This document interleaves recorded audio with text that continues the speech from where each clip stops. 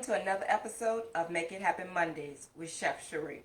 I'm Chef Cherie, the chef and owner of Global Love Catering and Personal Chef. Today is a jam-packed episode. So sit back, get your cup of coffee, tea, cocoa, whatever your favorite beverage is, and let me show you what we've got going on today. If you're not following me on social media, right here on Facebook, but I'm also on Instagram at chef_Cherie. I'm also on LinkedIn at Cherie Hunter. If you're looking to hire me or have any questions about a personal chef, what exactly is a personal chef, and how I might be able to help you, please visit my website at www.globallovecatering.com. And if you make these dishes, please post a picture on Facebook and tag me using the hashtags Chef Cherie, hashtag Global Love Catering, hashtag Make It Happen Mondays. This time of year, we got a few things going on. A lot of back to school shopping and kids going back to school. As awkward or as little as they might be going or as much as they might be going back to school, it's still a time where evenings are going to get a little, not difficult, more eventful. Let's use the word eventful. So kids are getting ready to go back to school. That means dinner's got to be on the table earlier than what we've been doing during the summer. So tonight, what I have for you is two meals. Two meals that use minimal dishes. One is a sheet pan meal. We're going to be doing some baked fish. We're going to be doing some baked swahi. Swahi. S-W-A-I. It's a cousin to the catfish. It's a Japanese fish that is in similar texture to an American catfish. So that's the fish we have. And we're going to do some roasted root vegetables. We've got some carrots and we've got some potatoes that we're going to roast, that we're going to cook those off in the oven. Then we're doing a chicken and vegetable rice bake, where we're going to start it on the stove and finish it in the oven. And it goes from the pan you're cooking it in on your stove straight into the oven. Now, both of these dishes are going to cook in the oven at 400 degrees. And remember, you always want to preheat your oven and have your oven waiting on you and not you waiting on your oven. So our oven is already preheated to 400 degrees. So what we want to do first, because the potatoes and carrots for tonight's dinner is going to take way longer than the fish. So we're going to get our sheet pan. I've got it right here. I've got it lined with foil for easy cleanup. So I'm going to sit that right here. And I've got some small baby potatoes. Now these I bought, they're already triple washed. And these small potatoes have thin skins on them. So you don't have to worry about peeling them. Now, you don't have to use baby potatoes for this recipe. You can use regular russet potatoes.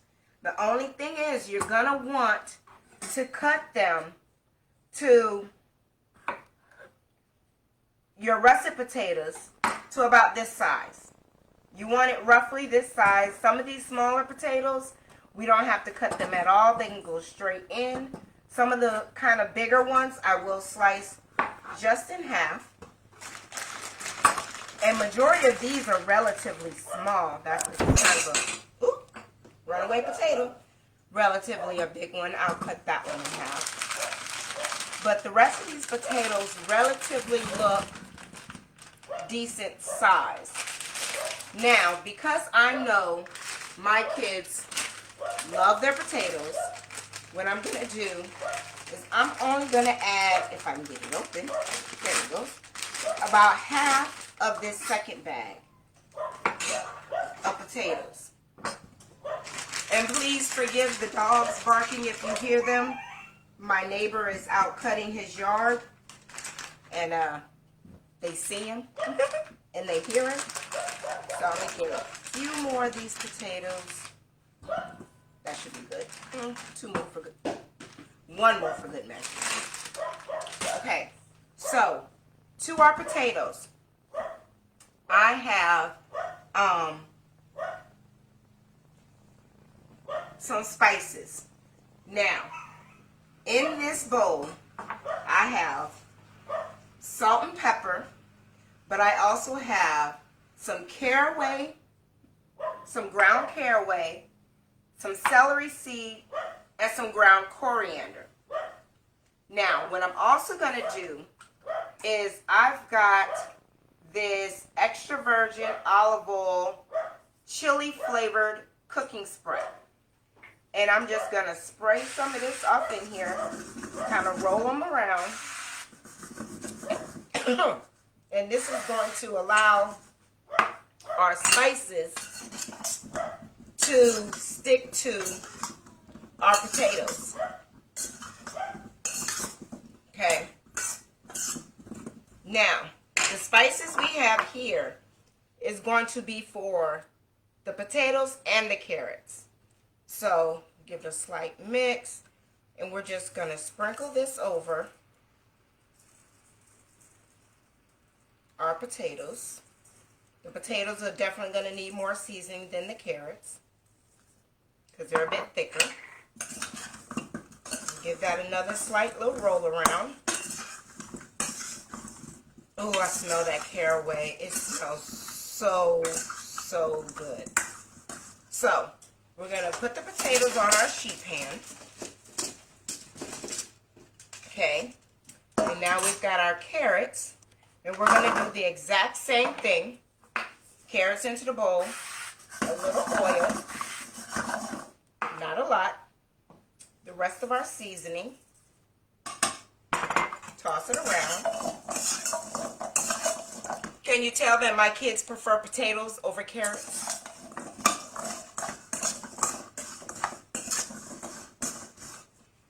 So, I'm going to put these on here. Okay. Pull them out. Spread them out on one even layer. And then we're going to put this in the oven at 400 degrees for about 15 minutes. 15-20 minutes. Okay. We've got the potatoes going in the oven. Now, we are going to start on our second dish. Now, this dish, we're going to use chicken thighs. So let me get our pan heating up. Got that on high heat. I'm going to let that heat up. While we're letting that heat up, let me tell you, a rice bake, if you don't want to use regular white long grain rice, you can also use the Knorr, Knorr, I think I'm spelling that right, the rice in a bag that has all the seasoning and stuff to it already. You can brown your chicken and then put your rice in, take the chicken out, put your rice in, start that, put your chicken back in, add the liquid that they tell you to for the rice, and pop that in the oven. So I'm basically making my own Knorr rice blend. But first we're going to heat our pan up and we're going to sear off, brown up our chicken. At this point, we're not cooking the chicken all the way through. It's going to finish cooking in the oven. So, for our chicken, I have 4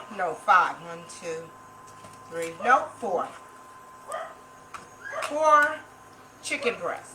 Chicken thighs, not breasts. I did that earlier. So, all we're simply going to do is season our chicken with simple salt and pepper. And we'll season the other side once it's in the pan. Okay.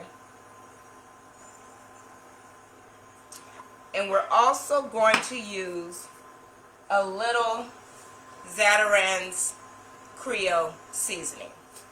So They was asking what type of spray oil you're using. the oil, it's a extra virgin olive oil, chili flavored spray. Now, if you can't find this one, there are many others in the store like this one. I have this chili flavored one. I have a garlic flavored one, and I really like them. It gives a lot of flavor without being overpowering. Now, what we are going to sear our chicken in, if you missed my preserving herbs episode, please take the time, go into my videos and find the preserving herbs, because that is actually what we're going to sear and cook our chicken in. I have here 2 ice cubes, because remember we did the olive oil with the herbs. And so I'm just going to take this and put this into the pan.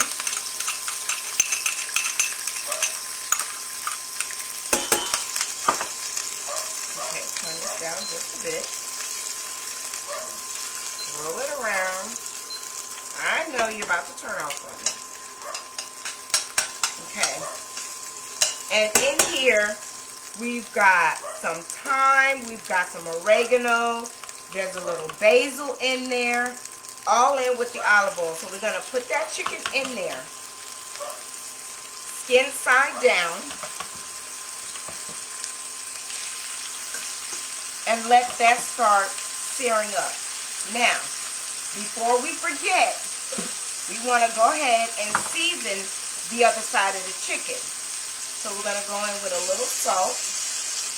The higher you sprinkle, the more you can see where your salt is going. And the less salt you'll end up using in the end. Same with the pepper. Christine says, did you say ice cube? Yes, I said ice cube.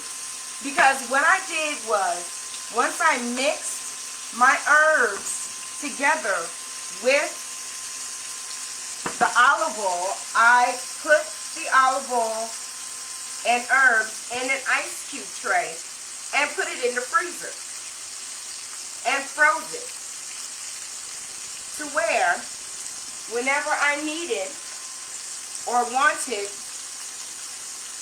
some oil like this, where it's going to add a lot of flavor to my dish, I simply go to the freezer,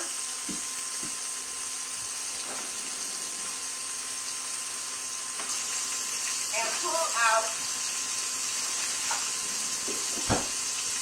my bag of frozen olive oil ice cubes, herb cubes. I took 2 out before starting. I put them in my bowl, let them start to melt, so that when I was ready to start cooking, you've got extra flavor without all the work, because we've already done the work last month. So, yes, ice cubes. But not ice. And that was the herb butter, the half olive oil, half vegetable oil blend that we added to our herbs that we froze. So, now, don't be too rambunctious, so be ready to flip your chicken. When chicken is ready, it will pull away. If it's sticking, you're not ready to flip. So while we wait on this to sear and get nice and brown on that one side, we're going to go ahead and chop an onion and some celery and a few carrots and get them ready to go in. Because once the chicken is brown, you're halfway there. Okay? Then you're going to put your onions and celery and carrots, your mirepoix, which is a fancy name for onions, celery, and carrots. So we're going to go ahead and dice up our onion and our celery. A little trash bowl here. That there.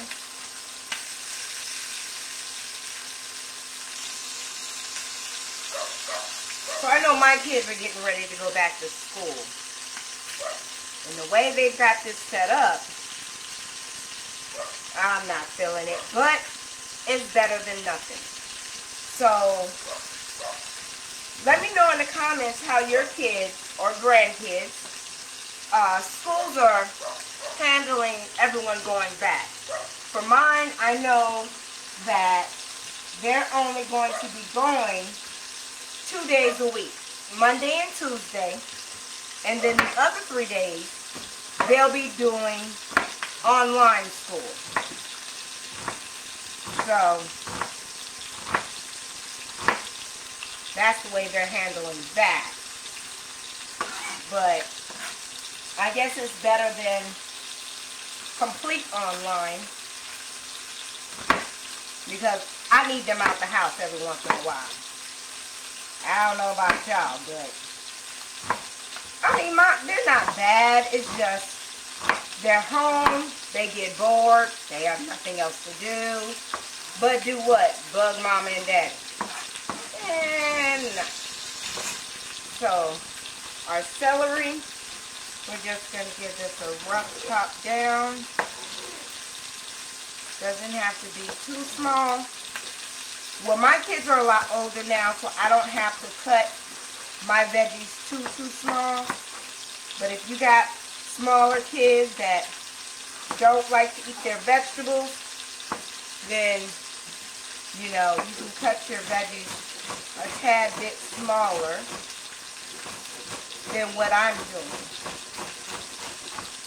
Because I remember the time I had to dice them up small, where they could not tell whether it was a piece of meat or a vegetable.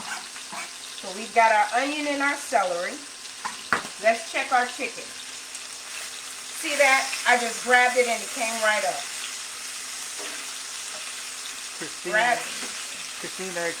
Christine add garlic. Oh yes, we've got garlic going in. See that? The chicken just lets go of the pan itself. Okay? So we've got our onions, our celery, the carrots. I normally cook with baby carrots simply because my kids, especially my baby boy David, he loves to eat just carrots. He'll get carrots, get him a bowl of ranch dressing, and have at it. So, that's celery and peanut butter. Say it again? So that's celery and peanut butter. Well, the celery and peanut butter, but if he's got carrots with it, he'll do the celery and ranch as well. So I buy the baby carrots. It makes it easy to just give it a rough chop like I am, to break it down,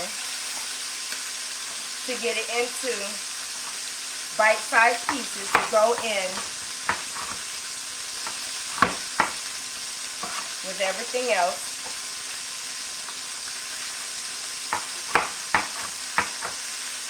Okay? And there's our garlic. Oops, too high. Bit too high. There's our garlic that we are now going to chop down. But the garlic won't go in just yet because we don't want our garlic to burn. And if you put it in too soon, while everything else is getting soft, you'll end up burning your garlic. And we don't want that. So I am actually gonna wet my fingers a bit because this garlic is really fresh. The fresher it is, the more sticky it is, I find. So that one. Now the chicken on this other side doesn't need to cook as long. Oops, I almost did it again. I almost threw the garlic out. I'm not supposed to do that. Get this last clove out. Boom, boom, boom. So I have a plate here ready for our chicken to come out. See, came right off the pan. Right off the pan. No problem. Okay? Now, I'm going to sit this down. Now from here, we're going to take our onion, celery, and carrots straight into our pot.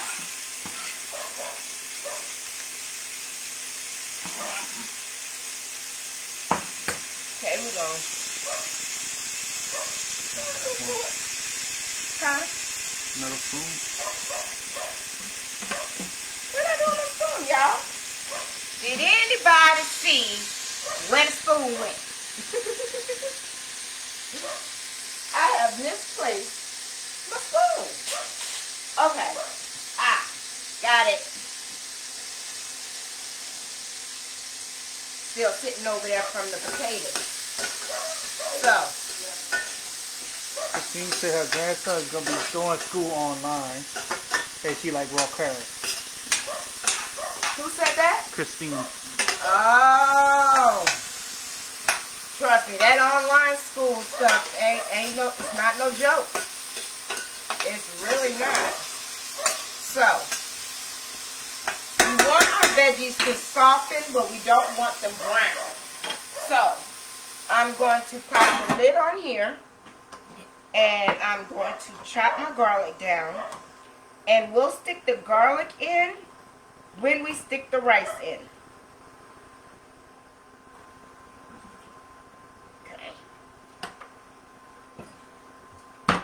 Quick little smash, a little extra smash, so we get a nice small dice.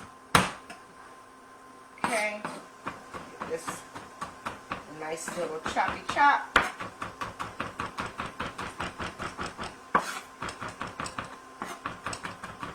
Chop, chop, chop.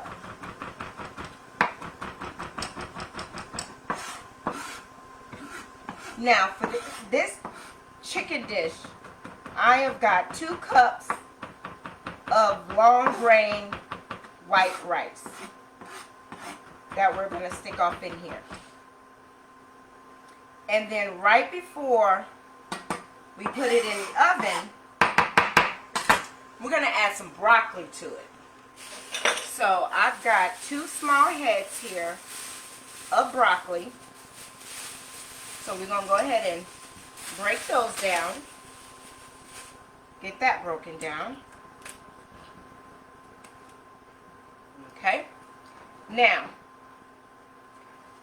if you all remember me talking about making stocks and soups, the stem of the broccoli is edible. You just have to peel it down. Peel the outer. So you want to peel off the woody parts, and you can even add this into your bake. Just peel it down, just like this, and you can dice this up and put it right in as well.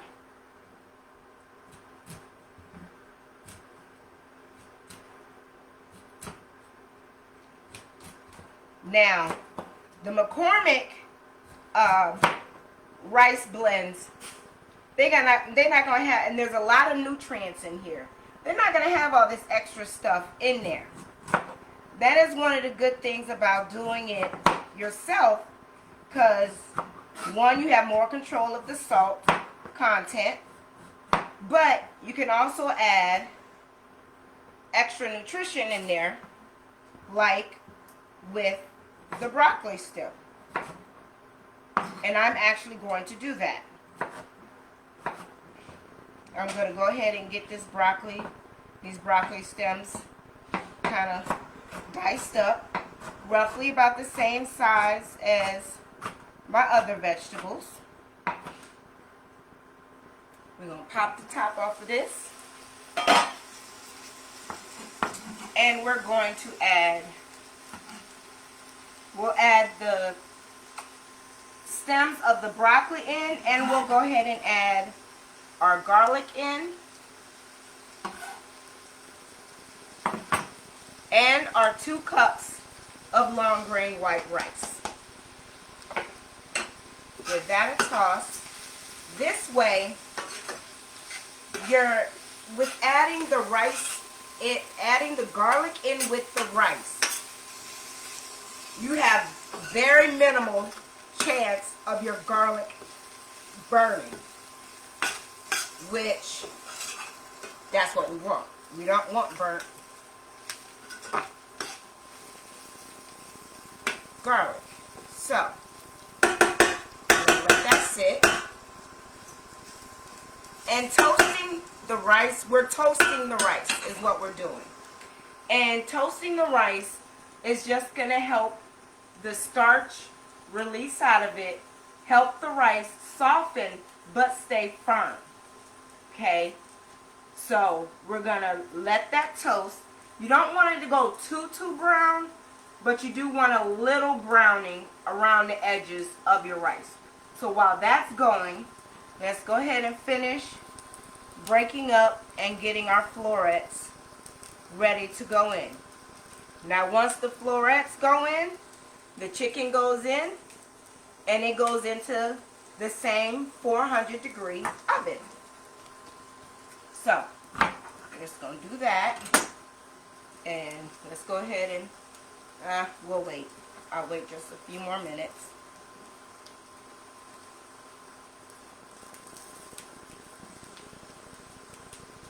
And you guys, everyone, we're going to have dessert tonight. One of my friends, one of my church members, her next door neighbor, has a pear tree. So guess where I was this morning? Picking pears. We had a ball. We had a ball. So in breaking up your florets, you don't have to really use a knife. Just do it organically. Just use your hands.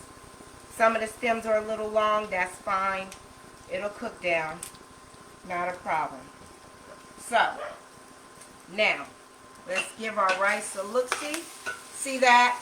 You see that? I don't know if you can see. Let's see if I can get a scoop. Where you can kind of see it browning. And that's the rice. And that's what you want. Okay? Now, at this point, we're going to add our broccoli in and get that mixed in. And see, 2 small heads is just enough. It's not too much. It's just enough. Get that broccoli moved around and in there. Now, we're going to add roughly 2 cups, well, more like 3 cups of water. So, I've got my water here. It's not hot. I just use it here to make it easier for myself when it came to putting the water in. Just about there. Okay? Give it another move around. Just like that. Now at this point, you're ready to put your chicken back in. You just nestle it down in there. Nestle it down. And see all that? That's flavor. That's juice. And I just realized, happens to the best of us, there's one ingredient that I forgot to put in here. But that's okay. We still gonna put it in there. I've got 4 chicken bouillon cubes. Now, the chicken bouillon should have went in when the onions, celery, and carrots went in. Okay, that's when the bouillon should have went in there. But we're gonna go north, east, south, and west, and put those off in there. Put them down in liquid. Crystal, And at this point, Crystal asks, can I use chicken broth or stock instead oh of yes, water? oh yes, definitely, absolutely, you most definitely can. Now we're gonna put a lid on it, and guess what? This is going in the oven. So I'm gonna go in here in the oven. Take our pan.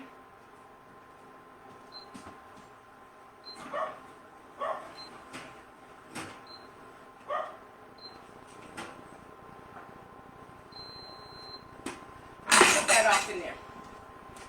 Okay, be that way. So now we want to check our potatoes. Our potatoes and carrots. Now at this point, you only want them majority cooked. You don't want them all the way cooked. Because remember, we're getting ready to add fish to this. So, fork test, not quite. Almost there. The potatoes are almost there. Okay? Even the whole ones are almost there. So I would say another 10 minutes and we'll be ready to add our fish in. Okay? So we're going to put this back in the oven.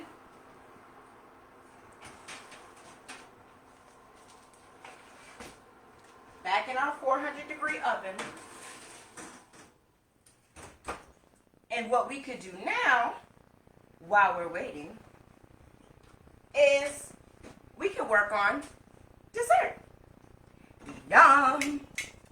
So, let's get this wiped off here.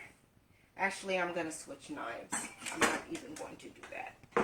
So, like I said, I went by my church member's house, and her neighbor has pear trees. So, myself, and 2 other ladies, we went over there, and we picked pears. So, we are going to do individual pear crisp. It's not really a full crisp because all we're simply going to do is we're going to cut our pears in half. And you want a good firm pear. Like I said, these were picked this morning, right off the tree. And this way, everyone gets their own little half of a pear for dessert. I know a lot of us don't like to give kids, sweets before bed, but there's so minimal amounts of sugar in here, in this dish, that it'll be fine. So, we're just going to hollow out the center, take the seeds out of our pears. I had so much fun today.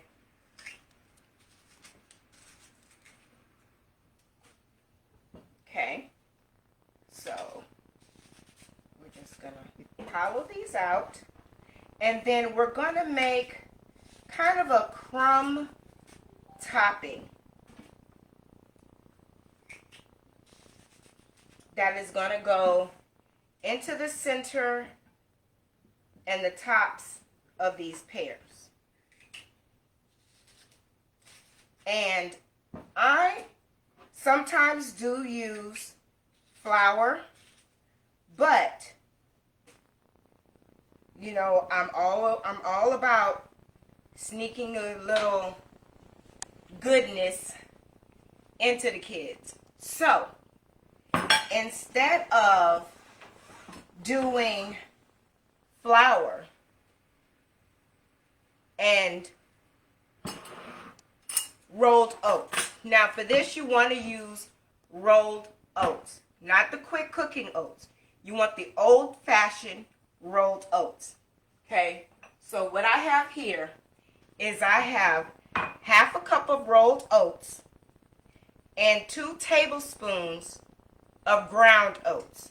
All I simply did was take some of the rolled oats and put them in a grinder and ground them up.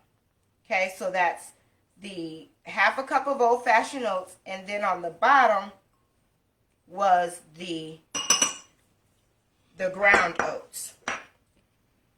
Actually, no, the ground oats are in here. So, as you can see, it just looks like flour, but that's not flour, it's actually ground oats.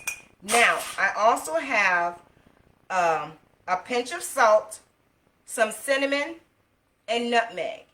The nutmeg is about 1/8 of a teaspoon.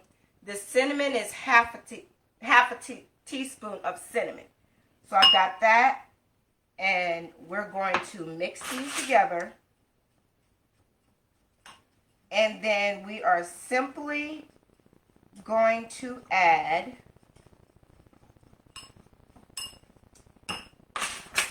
half a stick of softened butter. Y'all know what? I almost forgot another ingredient. I almost forgot the brown sugar. We got to have brown sugar for the crisp. I'll be right back.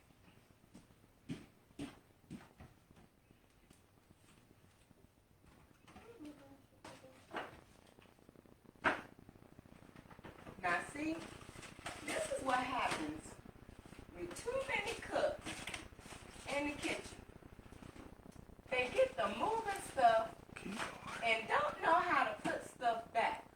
So, this is what we gonna do. It was on the left.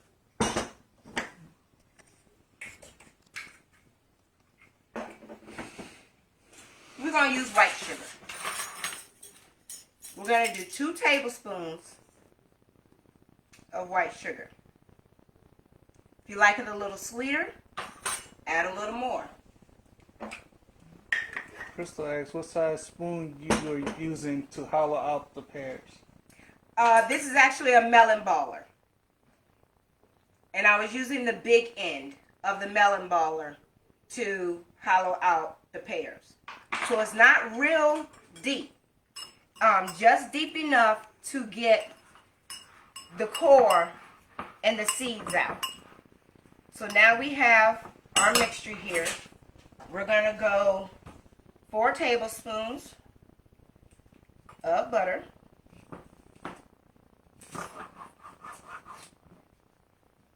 Now, in some recipes, they'll say use cold butter to cut it in. I do that when I'm doing a full crisp, meaning when I actually peel and dice up the pears and put them in a pan and I do the crumb topping to go over the top, then yes, I'll use cold butter.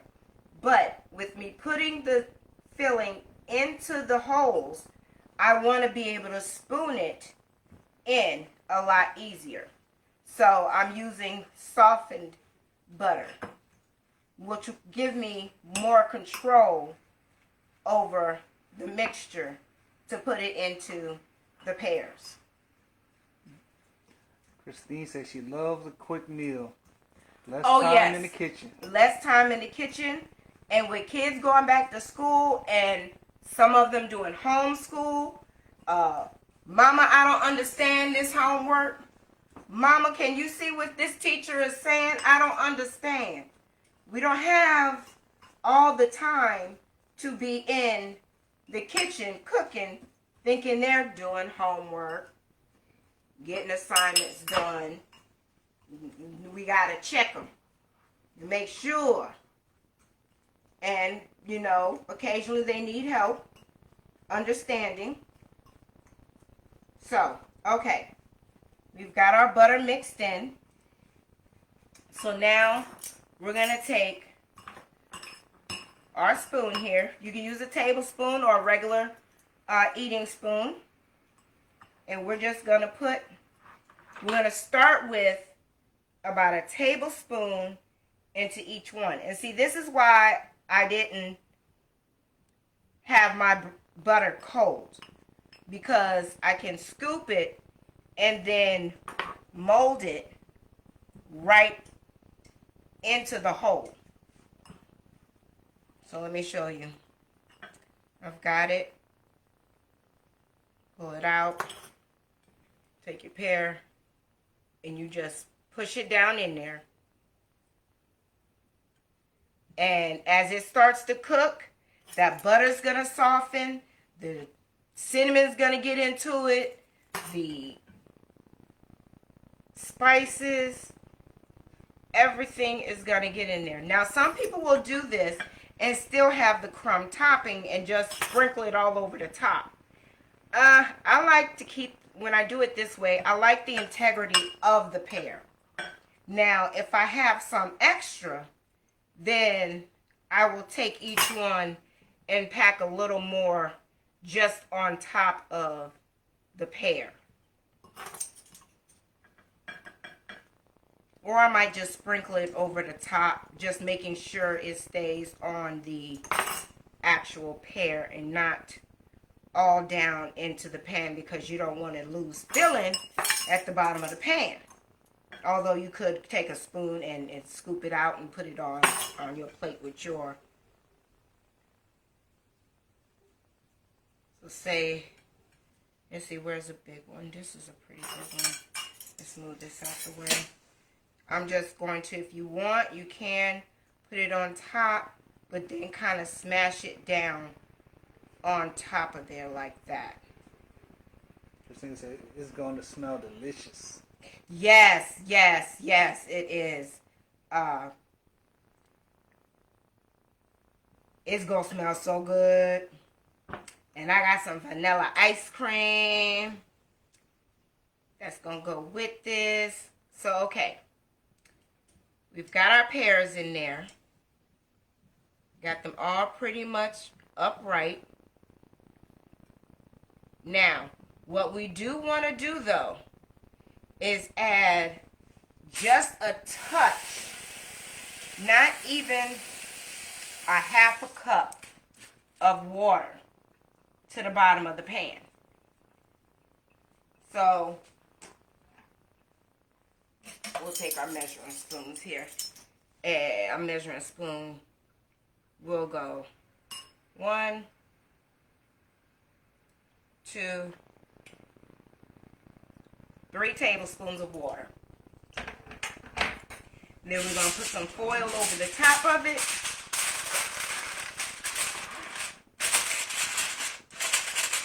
And guess what? This can go in the same 400-degree oven. You don't have to wait to turn the heat down or anything like that. Straight into the same oven. Now, for our potatoes and our carrots. Now, once again, they're not fully cooked, but they are cooked enough to where we can add our fish right on top. So, like I said, this is swahi. It's an Asian fish. It is a cousin to the catfish. My husband despises catfish. He doesn't like it. He's like, he had too much of it as a kid. Is his excuse for not eating catfish. But that's okay. Any firm white fish will work. And Walmart does sell this fish. This is where I actually picked up my swahi from. So all we're going to do is make a spot right into this pan. Move some of that over. Move some of the veggies over. And I also like swahi because you buy a bag of fish and they're individually frozen. So if it's just you, you pull only one out. If it's you and someone else, you pull another one out. You know, and these potatoes and stuff, we can actually kind of stack those up some now. And I'm actually going to move some of these over here. Because remember, it's a weeknight. We want minimal dishes as possible. So, we're going to do that. We are going to pop this last one on there. In that nice spot that we made. And we are going to simply season this with a little bit of our chili oil. Let's go this way with it. Okay. We're going to add just a touch of salt.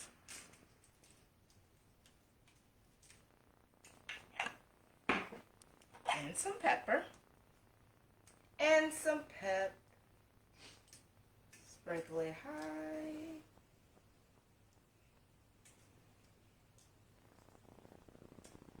Okay.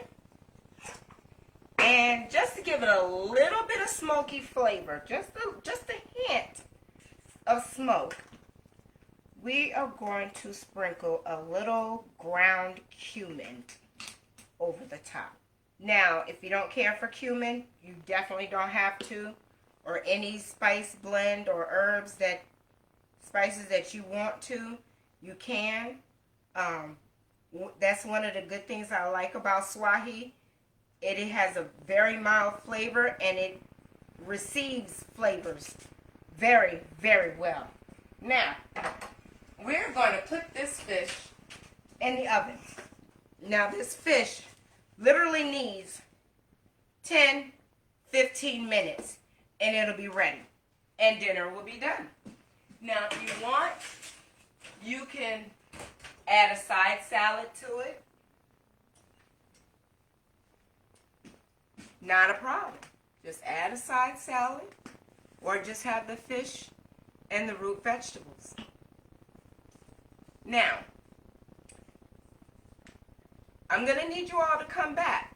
Keep an eye on my Facebook page because I'm going to do another live tonight showing you everything done and out of the oven. So, next week, my kids will be going back to school. It'll be their first week in school. So, next week, I won't have a live video. But don't worry, I do have a video for you all that I'm going to be putting up on Monday at 6 p.m. Eastern Time. And it's going to be discussing and talking about how to clean and store your produce. So you want to tune in next week so that you can see with everything going on, we need to be cleaning our produce. And I'm going to show you the safest way, one of the most effective ways to clean your produce and how to store it to have long time use out of it so that your vegetables and your fruit don't go bad on you before you get a chance to use them up. Julius asks, what, no butter on top of fish? No. I did not do any butter on top of the fish. I actually used a chili flavored olive oil. So instead of butter, I used olive oil, and I didn't just use plain olive oil. I used a flavored olive oil. So It's healthier and better for you. Plus, this chili oil is going to give that fish a nice kick that it's really good. We enjoy it. Now, remember, next week's episode is not going to be a live. It is going to be a pre-recorded video on how to clean and store your fruits and vegetables for long-term use in your kitchen, so that you're not buying and it ends up going bad before you get a chance to actually use your vegetables. So, tune in next week for that episode. It'll be 6 p.m. Eastern Time, right here on Facebook. If you're not following me on Instagram, you can follow me there as well at chef_Cherie. I'm also on LinkedIn at Cherie Hunter. If you have any questions about a personal chef, or just need some advice on a recipe, or will this go with this, I'm here. Just shoot me an email. Go to my website at www.globallovecatering.com and send me an email. There is a link on my website so you can send me an email directly. And if you cook any of these dishes, whether it's the fish and potatoes, or it's the chicken and rice bake, or you try your hand at the pear crisp, please tag me on Facebook. And when you do, use the hashtag Chef Cherie, hashtag Global Love Catering, hashtag Make It Happen Mondays. Stay blessed, and until next week, be safe, wear a mask, and show love. Do we have any questions before we leave? The last thing is, I love your recipes by Tanya. Thank you. Thank you so much. I will see you all next week in the comments. Bye.